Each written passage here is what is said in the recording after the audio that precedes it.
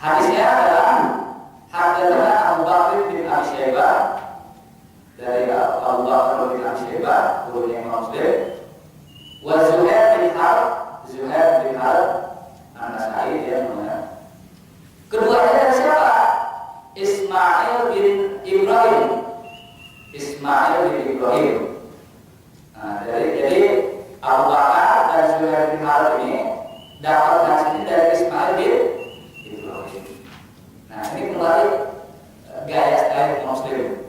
Kalau Abu Bakar setelah sampai di silsilah rawinya Ismail bin Ibrahim, kan Imam Muslim, Abu Bakar, Zuhair, kemudian Ismail. Nah, setelah rawinya di tingkat ketiga sampai Ismail, Imam Muslim mengulang lagi dari Abu Bakar.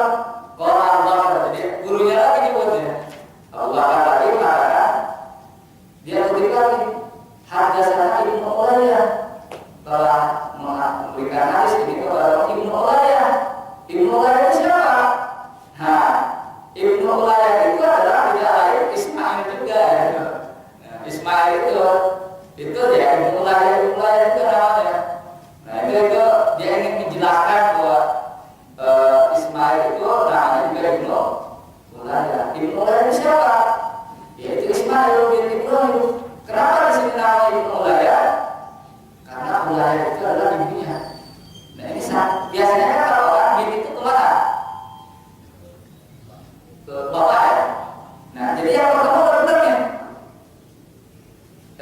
Ismail bin Ibrahim, bapaknya Ibrahim. Tapi yang kedua, Allah mengatakan Ibnu Ulayyah, itu Ismail Ibnu Ulayyah itu ibunya. Ini unik, jangan makanya kenapa Imam Muslim menyebutkan mengulang lagi, karena sesuatu yang unik gitu. Biasanya orang dinisbatkan binnya itu ke bapaknya, ini ke ibunya. Nah, bahkan dalam sebuah riwayat dikatakan Ulayyah itu adalah ibunya Ismail. Kenapa disebut dinisbatkan ke ibunya tersebut? Memang tidak disebutkan di sini asalnya oleh Imam Nawawi disebutkan. Cuma ada Imam Nawawi ini. Wakana yaqul ayyuqalu Ibnu Ulayyah.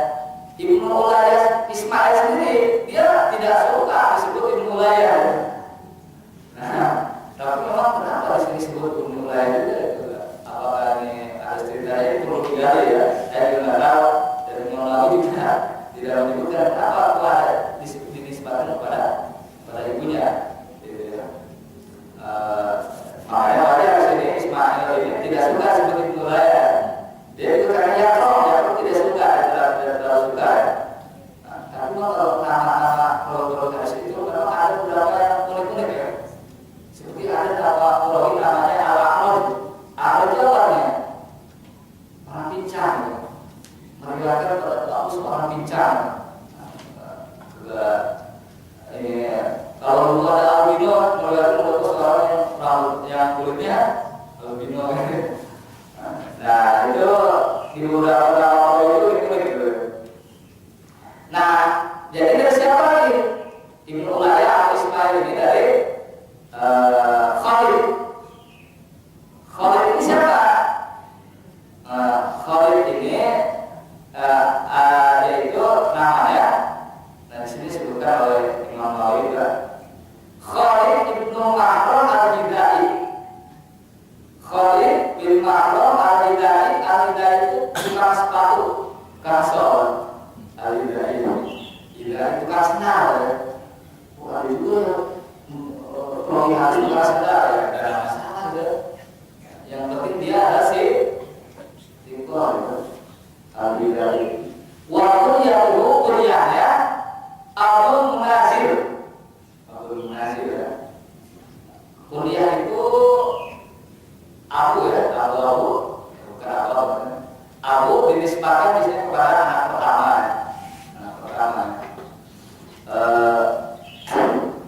Bagi beberapa orang dalam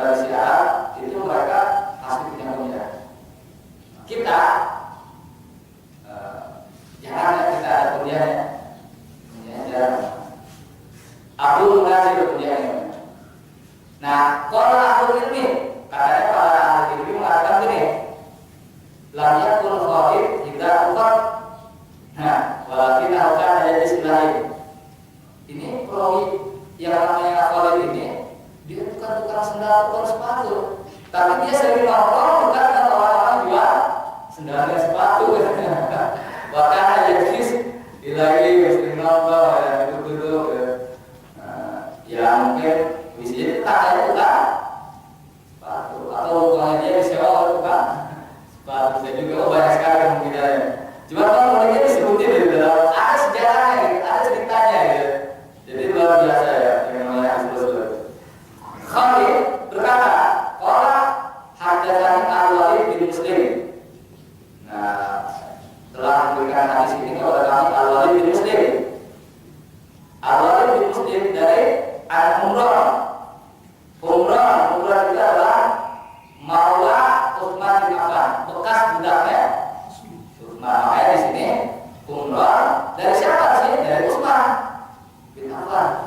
Nah, jadi kalau orang kalau bekas budak dan dia dari sahabat terkenal itu terbawa terkenal ya. Nah, dulu tukang pijat di Muslim juga itu terkenal ya. Utsman radhiyallahu anhu dari Utsman bin Affan. Umrah ini namanya Umrah bin Aban. Umrah bin Aban, kuliahnya Abu Yazid. Karena misalnya air tamar. Jadi umrah ini dulu dari kawanan daerah air tamar. Jadi kawanan dulu ya. Kalau Maula itu kan bekas budak, Maula dia dibebaskan oleh Utsman. Nah Utsman mengatakan ini, kalau Rasulullah Shallallahu Alaihi Wasallam, mana barang siapa yang meninggal, wawaya dan dia mengetahui akan bahwasanya la ilaha illallah tidak ada selain Allah dan kalau jannah maka dia masuk. Di sini tidak dijelaskan apakah langsung atau dia mampir dulu ke neraka, kan tidak disebutkan. Cuma secara global, secara umum diwakilkan ini kata Rasulullah ini. Barang siapa yang meninggal dunia dan dia mengetahui bahwa dia adalah anak la ilaha illallah adalah jannah. Dan Imam Nawawi mengatakan hadis yang sejenis dengan ini banyak sekali riwayat-riwayatnya. Dia sebutkan di sini yang di Imam Muslim saya itu redaksi hadis ini macam-macam, beda-beda, sehingga menimbulkan pemahaman yang berbeda-beda. Kalau ini kan barang siapa yang meninggal dan dia mengerti bahwa dia tidak sedang masuk surga, berarti kan wah ini enak juga. Yang penting dia tahu bahwa tidak jelas lain. Nah, kita lihat makanya pemahaman hadis yang betul adalah pemahaman hadis tematik ya. Jadi satu tema hadis dibutuhkan sehingga ada pemahaman yang betul ya, tidak parsial. Nah, di sini dalam penjelasannya dikatakan oleh Imam Nawawi bahwa hadis ini sudah dijelaskan oleh Al-Qadhi bin Iyad seniornya dalam tafsir hadis. Makanya dikutip, mari kita akan mukhtasar, akan disingkat, kemudian apa? Akan diberikan penjelasan tambahan sebelumnya. Kalau pada dalam apa yang perlu dijelaskan kayak di sini, para orang-orang berbeda pendapat, orang yang bermaksiat kepada Allah, sedangkan dia bertauhid atau dia mengucapkan la ilaha illallah Rasulullah, dia bersyahadat. Bagaimana terhadap orang seperti ini? Faqalat al-murji'ah. Nah, ada namanya kelompok murji'ah. Murji'ah kata ini, la tadurul maksiat al-iman. Jadi kalau orang maksiat atau berzina, minum khamr, kemudian korupsi, kemudian membunuh, itu kalau dia masih punya iman tidak masalah. Baik, tidak masalah. Tidak masalah ya. Kata murji'ah. Ini kalau mazhab murji'ah ini diajarkan di kalangan orang-orang yang suka berbuat maksiat, senang ya.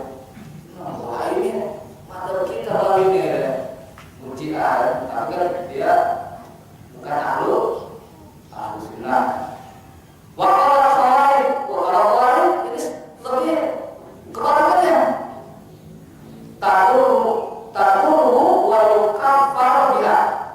Orang yang melakukan maksiat itu bisa merusak iman, bahkan dia menjadi kafir.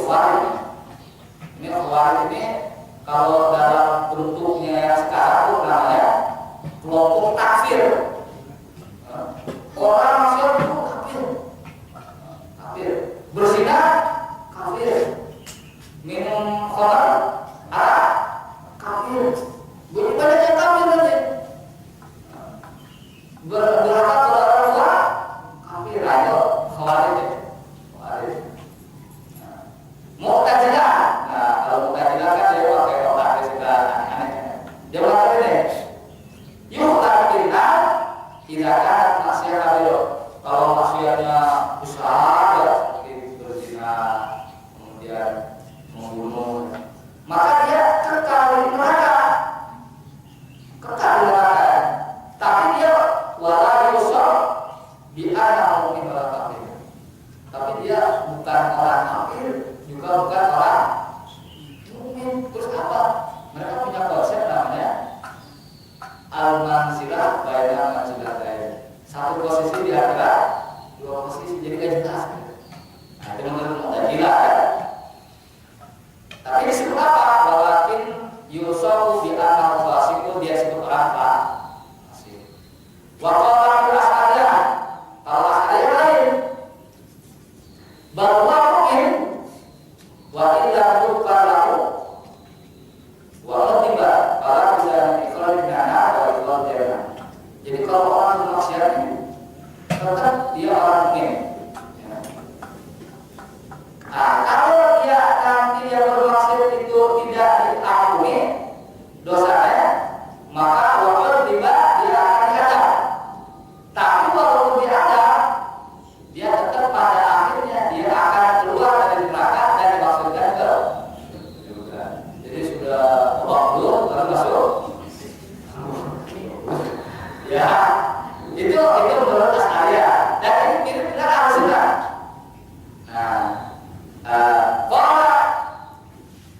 Kemudian Imam Nawawi mengatakan hadis ini makna bahwa barang siapa yang meninggal dan dia mengetahui bahwa tidak jelas masuk surga adalah justru melemahkan pendapat Khawarij dan Mu'tazilah. Jadi hadis ini membantah mereka. Jadi kalau Khawarij kekal di neraka. Tapi kalau hadis mengatakan yang penting dia mengucapkan la ilaha illallah pasti masuk surga. Nah, kita lihat juga yang lain untuk memperjelas hadis ini. Wa amal murji'ah. Nah, dia mencoba menjelaskan tentang kenapa murji'ah berpendapat seperti itu. Fa in tajad bi dzalika kunna, dibaca itu masalah ya. Kalau Mu'tazilah kan tadi konsepnya apapun dia maksiatnya tetap dia tidak merusak iman.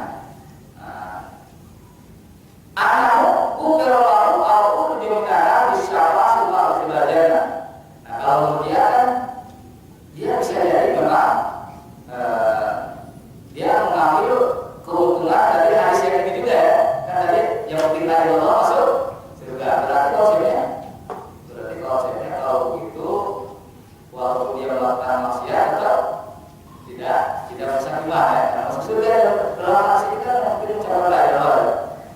Nah, kata-kata Imam Nawawi ini kemungkinan masuk surganya itu bukan karena dia masuk surganya itu ya, bukan karena imannya tidak rusak, bukan, tetapi karena memang mendapatkan syafaat dari Allah. Jadi dia mendapatkan syafaat, akhirnya dia masuk surga. Nah, mengenai syafaat ini memang baca di kitab tauhid itu syafaat itu banyak sekali. Ada syafaat umat, syafaat umat itu jadi manusia dikumpulkan pada manusia. Ini belum jelas nih aslinya, kan apakah surga atau neraka. Nanya ke Nabi ini nggak bisa, ini nggak bisa. Ini Rasulullah kan syafaat umat.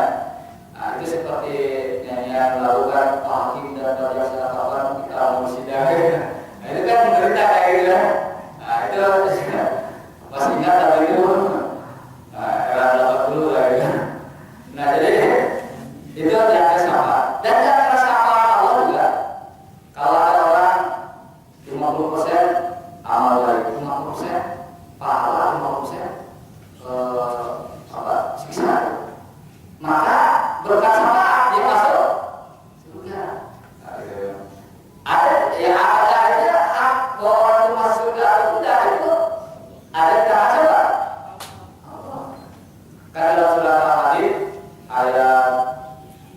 ayat 20 ya kalau tidak salah. Wakil akhirati ada bersyadid, di akhirat itu ada yang pedih. Wakat firatu minal, dan ampunan Allah. Ampunan ini adalah bentuk sama dari Allah. Jadi ampunan Allah itu disandingkan dengan ada. Nah, harusnya kan ada saingannya dan salah. Sudah, kenapa di ayat ini malfiron ada disandingkan dengan ampunan? Harusnya ada sandingannya. Sudah, kenapa di sini ampunan? Karena kata Rasulullah, ya Rasulullah, apakah kita masuk itu karena amalannya atau karena karunia Allah? Ampunan Allah, kata Rasulullah, karena ampunan Allah, karena karunia Allah masuk surga. Engkau juga sama, disana juga sama. Karena itu kita, tapi jangan sampai ini ampunan kita ya. Mengandalkan ampunan Allah aja, maksiat tidak terus ya. Itu namanya terlalu bersiko ya. Kita yakin akan mendapatkan syafaat ya. Kita yakin banget ya sesuatu yang lupa ya. Di akhirat ya. Udah kita santai aja coba nanti di akhirat juga ibu-ibunya susah juga ya. Nggak boleh gitu ya. Karena itu kita menempatkan diri seolah-olah kita keluar kita ke neraka itu lah. Nah, kalau udah dari itu besar ya. Pada dakwah jannah. Oleh karena itu katanya, jadi kata-kata yang tadi ya, maka barang siapa yang meninggal dunia dan dia tahu bahwa tidak Tuhan selain Allah masuk surga, yang dimaksud dakwah jannah ini adalah air, kata Imam Nawawi ya, agar dia bisa membantah pendapatnya Mu'tazila tadi ya. Dia katakan ini, dakwah dan Mu'tazila yang ada masuk surga setelah dia disiksa kalau dia memang maksiat. Dan ini memang ada dalilnya juga. Di sini juga kalau saya tadi dibahas ya, ada lupa bahwa nanti Allah mengatakan kepada malaikat, cari penghuni neraka yang di dalam hatinya masih ada satu dzurrah, sedikit iman. Dicari cara-cara ada muncul. Nah itu. Jadi itulah ya namanya. Itu orang yang terakhir masuk surga ya. Nah itu ada ya. Wahai Tuhan tapi ini dibaca di bawah ada di Al-Quran. Jadi hadis yang ini yang mengatakan barang siapa yang meninggal dunia dan dia tahu bahwa dia dari Tuhan selain Allah masuk surga, ini harus ditafsirkan. Ditafsirkan apa? Ditafsirkan bukan seperti domirnya harus tersebut, bukan seperti teksnya harus tersebut, bukan. Karena apa? Banyak hadis-hadis yang lain yang menunjukkan di azabnya orang yang melakukan maksiat. Contohnya misalkan ya,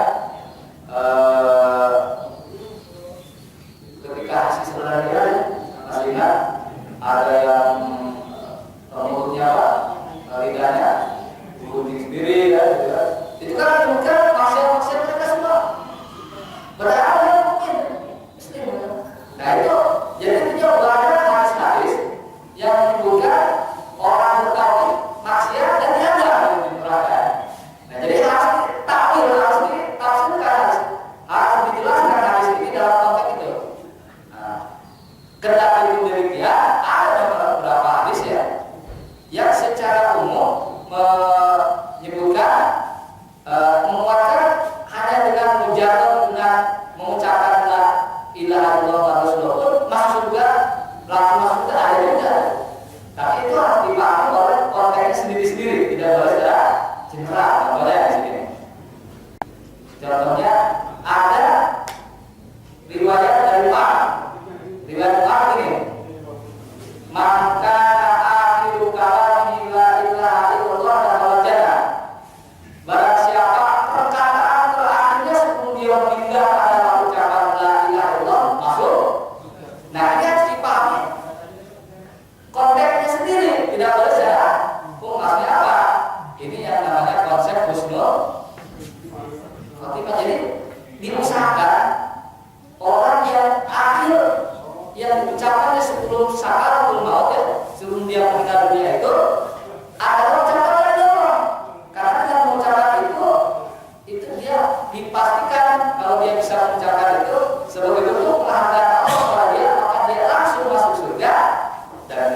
ya. Nah itu makanya ada konsep talqin. Ya kadang-kadang ini mungkin perasaan saya saja kadang-kadang aku naik pesawat ya. Karena kalau pesawat cuma boleh begitu saya juga macam mungkin orang juga segala ya. Karena biar kalau misalkan pas jangkau itu yang terakhir diucapkan la ilallah. Jangan sampai pesawat modal itu masih pakai earphone begini-gini. Wah ini gawat juga ya gitu ya. Jadi begitu loh. Kalau naik mobil ini mau tabrakan Allah ya Allah. Jadi bukan kayak balon udara, kalau udara itu harus ada catatan. Nah ini lagi kita harus punya konsep mobil ya. Ketika pas kecelakaan bukan hanya ada ucapan itu keluar dulu. Jadi bisa membantu kita. Itu bagus ya. Nah jadi ini harus dipahami hadis ini seperti ini ya, dengan sendiri tidak boleh secara general, tidak boleh ya. Nah itu menurut Imam ini. Jadi ini juga dipertegas dengan hadis lain sama dari riwayat Mu'adz juga. Man laqiya Allah la yusyriku bihi syai'an dakhala jannah. Barang siapa yang menemui Allah dan tidak memusyrikan kepada Allah maka dia masuk surga. Kemudian ada hadis yang lain dari ibadah. Bahkan kalau ibadah ini justru kalau ibadah, kalau saya lihat hadis dari ibadah ya, dia menggunakan pendapatnya mujiah. Kalau mujiah tadi kan yang penting dia tahu apapun dia amalannya maksiat atau maksiat tidak berpengaruh kan. Nah ini ada hadis dari ibadah. Barang siapa mengucapkan la ilaha illallah maka dia masuk surga. Tambahannya apa? Maka amal apapun dia kerjakan dia masuk. Ini bisa mengeluarkan pendapat siapa? Mujiah. Tapi kan kita punya hadis banyak. Di hadis itu bagaimana orang yang melakukan maksiat disiksa dulu ya. Nah ini yang penting ya. Jadi kita harus memahami secara utuh. Bahkan kalau di hadis Abu Hurairah yang lain itu lebih ngeri lagi. Abu Hurairah redaksinya begini kalau dari Abu Hurairah. La yaqullah ta'ala bihima abdul wa syafif bihima illa dakhala jannah. Tidak menemui Allah dengan modal ucapan dua syahadat tadi ya, tanpa ada keraguan terhadap kesaksian dua syahadat tadi, kecuali dia masuk surga. Tambahnya apa? Wa inzana wa insarot, walaupun dia berzina, walaupun dia ini wa inzana wa insarot. Makanya menjelaskan sebuah hadis ya, nah, itu harus dia juga audiennya ya. Nah, kalau kita menjelaskan hadis walaupun berzina dan walaupun mencuri ya, itu tetap masuk surga di depan Nabi ya. Wah ini kan terus masuk tuh kan ya. Yang penting kan Nabi itu kan yang penting Nabi itu. Nah, apa kesimpulannya? Itu kesimpulan. Karena kesimpulannya kalau menurut Imam Nawawi ya, dia berkesimpulan seperti ini.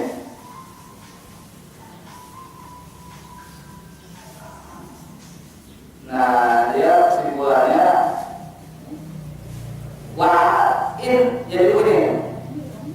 Inna Allah ya, bahwa yang dimaksud dengan hadis-hadis yang tadi yang macam-macam tadi ya. Anna ahli dzunub, kesimpulan kata Imam Nawawi, bahwa orang yang melakukan dosa pada intinya fi masyiatillah dia dibawa kehendak Allah. Pada intinya apakah dia mendapatkan siksa dulu atau dia langsung masuk? Kata Imam Nawawi. Jadi kalau ya pada umumnya semua berujung di keputusan akhir dari siapa? Ya. Kalau Allah sudah memutuskan sesuatu itu tidak bisa di judicial review, tidak bisa. Tidak lagi ke MA kan tidak bisa, karena itu sudah keputusan. Kalau bahasa hukum ingkar gitu kan. Bahasa yang mengikat payah tidak bisa lagi.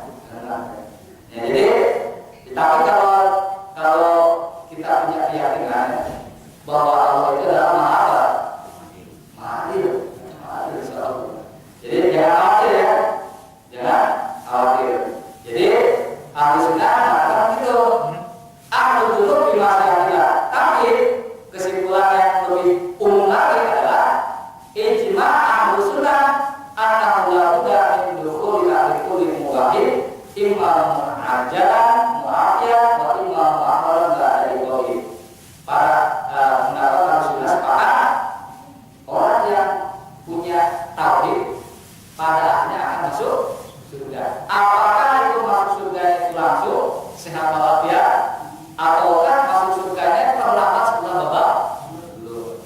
Setelah disiksa. Nah, kita tentunya pilih yang mana? Oh ya langsung ya, kalau yang ini langsung ya. Langsung ya. Nah itulah beberapa hal yang bisa kita bahas di sini ya.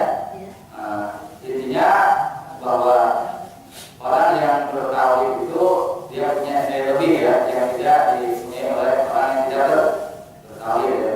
Saya tidak tahu untuk makanan konteksnya untuk mengajar atau untuk yang lain. Wah tidak. Oke. Berapa ya?